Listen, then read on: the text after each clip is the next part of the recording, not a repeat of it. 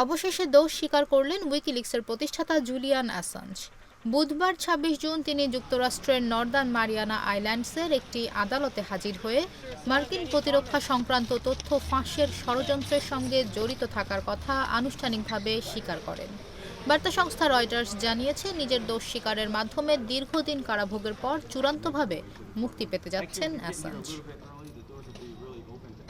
Julian Assange মার্কিন আদালতে হাজির হয়ে গুপ্তচরবৃত্তি আইন লঙ্ঘনের দোষ স্বীকার করবেন। যুক্তরাষ্ট্রের সঙ্গে এমন চুক্তিতে তিনি মুক্তি পেতে যাচ্ছেন বলে মঙ্গলবারই খবর প্রকাশিত হয়। দোষ স্বীকার করতে রাজি হওয়ার পর সোমবার যুক্তরাজ্যের বেলামার্শ কারাগার থেকে ছাড়া পান অ্যাসাঞ্জ।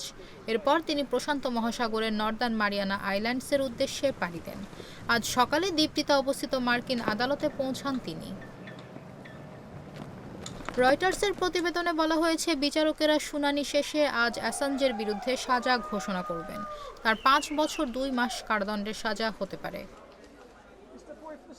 তবে এরই মধ্যে তিনি যেহেতু যুক্তরাজ্যের কারাগারে প্রায় একই সময় ধরে কারাভোগ করেছেন, তাই নতুন করে তাকে আর কারাগারে যেতে হবে না।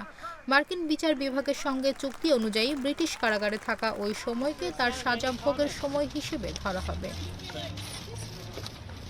একটানা ১৪ বছর ধরে টানাপোড়েনের পর অবশেষে যুক্তরাষ্ট্র ফিরলেন অ্যাসাঞ্জ। তবে প্রত্যর্পণ নয়, আত্মসমর্পণের কারণে ফিরেছেন তিনি।